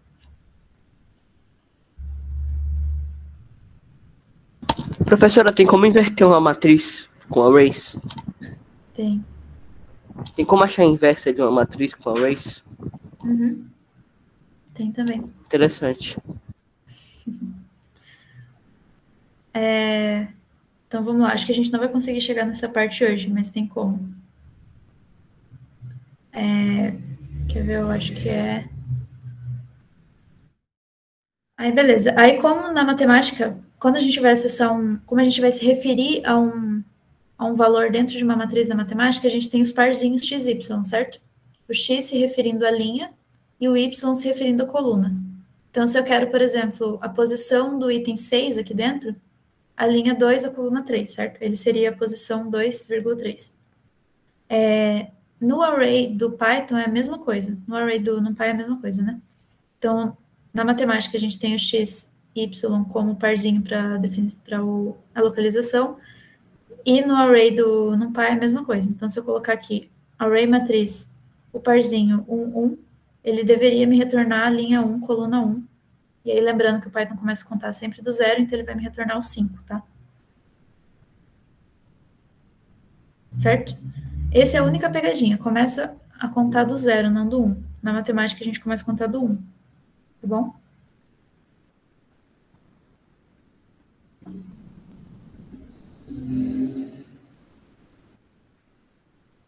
Beleza. Aí, vamos lá. Coisas que dá pra gente fazer com esses arrays. Pra gente saber o formato do array, a gente usa o shape, que foi que eu mostrei lá em cima. Então, aqui ele vai dar um array 3,3, né? Porque é uma matriz de 3 colunas por 3 linhas. Para a gente criar uma matriz inteira cheia de zeros, eu uso essa função aqui, np.zeros. E aí, gente, lembrando, np é o nome da biblioteca NumPy. E aí, zeros é a função que cria a matriz de zeros. Aqui eu estou criando uma matriz 3 por 3 cheia de zeros. Então, aqui está a minha matriz. Se eu coloco 4, 3, aí ele cria 4 linhas e 3 colunas. E assim por diante, tá? Aí aqui eu dou as dimensões que eu quero para minha matriz. Dá para fazer a mesma coisa com uns. Então, matriz de uns, sei lá, 3 por 8, por exemplo. 3 linhas e 8 colunas. Ih, não foi? Eu estou imprimindo a matriz zeros. Matriz uns. 3 linhas com 8 colunas, certo? Então, é o jeito de você criar matrizes rapidamente, né? Quando são esses tipos de matrizes. E tem como você criar vetores de uma forma mais rápida também. Então, por exemplo, vetores com incrementos. O que eu quero dizer? Eu quero um vetor que vá do 0 até o 20, só que ele não chega no 20, ele vai até o 19, o último não conta. E ele vai de 4 em 4. Então, ele vai começar no 0, aí ele vai até o 4, 8, 12, 16, o próximo seria o 20, só que o 20 não conta. Então, ele para ali. E aí, ele cria esse vetor para mim. Então, é número de início, número de fim e final, do jeito que a gente... E pulo, né, do jeito que a gente está acostumado. E tem como criar um vetor igualmente espaçado. O que isso significa? Eu quero começar no 0, quero ir até o 20, e eu quero ter 4 elementos. E esses 4 elementos que tenham a distância igual entre um e outro. E aí, nesse caso, ele fez 0, 6,6666, se para em algum momento, 13,3333, dízima também, e 20. Tá bom? É isso, essas são as formas de trabalhar com os vetores e os arrays de matrizes, tá bom? Alguém tem alguma dúvida? Professora, eu não entendi muito bem esse último. Bom, vamos lá. Esse daqui do incremento, você entendeu? Sim, entendi. Boa. Esse daqui, a gente fala quantos números a gente quer que tenha. Esse último número aqui é quantos números a gente quer que tenha no nosso array. Não é a distância entre eles. Aqui em cima é a distância entre eles. Aqui embaixo a distância vai ser igual. Mas eu quero, por exemplo, 5 números. Aí ele vai imprimir 5 números para mim. Aqui é inclusive o 20, né? Ele não tira o 20. E a distância entre eles vai ser igual. Posso, inclusive, dar 20 aqui, ele vai de 1 em 1.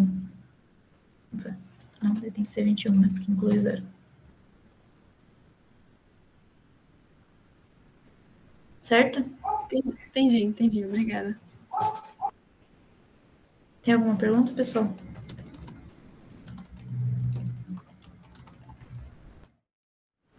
Pessoal, alguém mais tem alguma dúvida?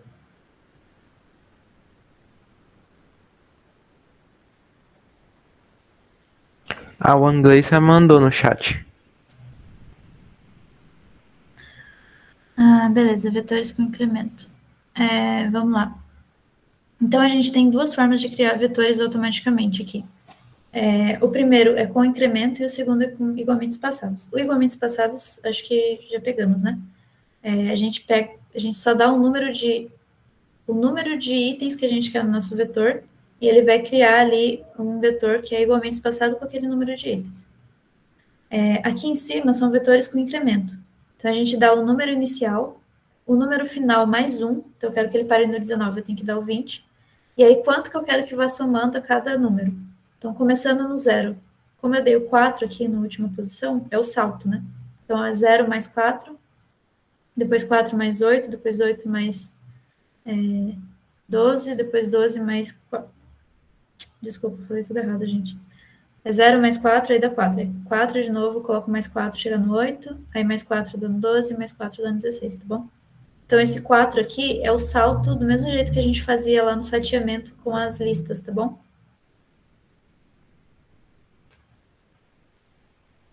Faz sentido? Como é que a gente cria matrizes de identidade com o NumPy?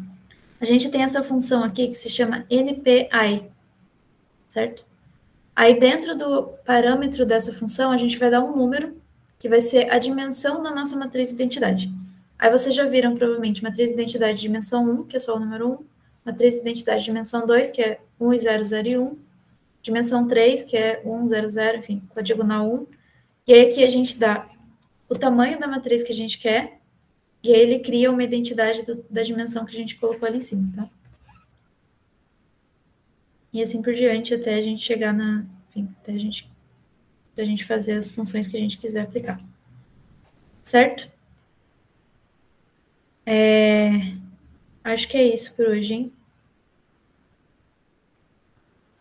Aí na aula que vem a gente vai ver como que a gente usa essas matrizes, então todas as funções que a gente está vendo lá na matéria de matrizes, a gente vai aplicar com o NumPy.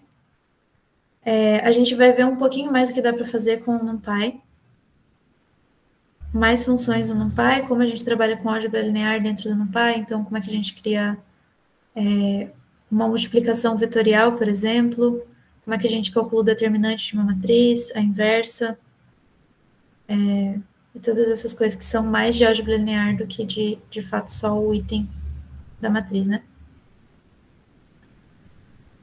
Beleza? Essa semana vai ter lista, sim. Professora. Oi. Eu estava perguntando naquela hora qual era a principal diferença do de espaçamento e o de incremento. Sim. Porque eu achei os dois muito iguais. São bem parecidos mesmo. A principal diferença é que em um você determina a quantidade de... É quase a mesma coisa. Em um você determina a quantidade de elementos que você quer que tenha, e na outra você determina a distância entre um elemento e outro. Eles vão criar, no final, você pode criar o mesmo vetor com as duas coisas, né? Só que em um você determina... Você não precisa fazer conta, em outro você precisa, basicamente. Entendeu? Deixa eu abrir aqui, peraí. Então, aqui, por exemplo, eu quero... agora, professora, obrigada. Só quero 6 elementos. Boa. Então, se eu quero 6 elementos, eu só coloco aqui que eu quero 6, entendeu? Para eu fazer a mesma coisa aqui em cima, eu teria que fazer, sei lá, colocar 21 aqui e colocar o 4 aqui, né? Ele criou o mesmo vetor, só que de formas diferentes, entendeu? Tá certo, professora. Boa noite Boa para a noite, senhora. Arthur. Boa noite, pessoal. Tchau, professora. Boa noite. Tchau, até mais. Até semana que vem. Próximo Tchau, tchau.